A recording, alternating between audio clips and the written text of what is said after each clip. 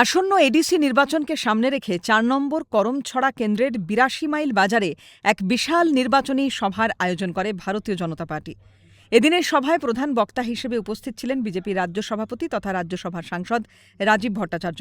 এছাড়াও মঞ্চে উপস্থিত ছিলেন দলের মনোনীত প্রার্থী বিমল কান্তি চাকমা সহ স্থানীয় ও জেলা স্তরের অন্যান্য নেতৃবৃন্দ।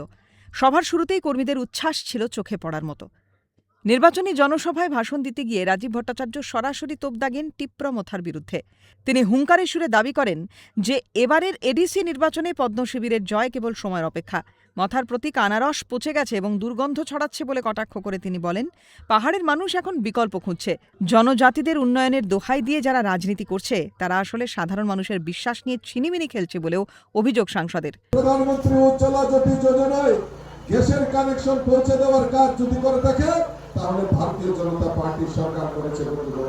৫ কেজি করে চাল ফ্রি দেওয়ার ব্যবস্থা যদি করে থাকে তাহলে ভারতীয় জনতা পার্টির সরকার করেছে। বন্ধুগণ, আজকে শুধু ৫ কেজি করে চাল না, রেশন শপের মাধ্যমে সরষের তেল, মুসুরি ডাল, সয়াবিন, চা পাতা, ময় মশলা থেকে শুরু করে নিত্য প্রয়োজনীয় জিনিস গরিবরা যাতে কিনতে পারে তার ব্যবস্থা করেছে ভারতীয় জনতা পার্টির সরকার।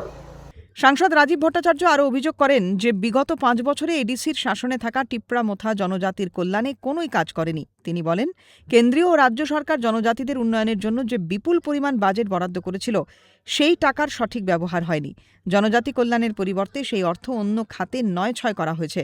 পাহাড় ও সমতলের ঐক্য বজায় রেখে এক ত্রিপুরা শ্রেষ্ঠ ত্রিপুরা গড়ার ডাক দিয়ে আগামী ১২ তারিখ বিমল কান্তি চাকমাকে ভোট দিয়ে জয়যুক্ত করার আহ্বান জানান সাংসদ।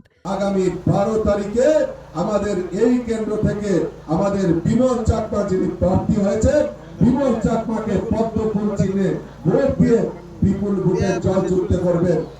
ত্রিপুরা থেকে দেবাশিস বোসের রিপোর্ট, সিএন ত্রিপুরা।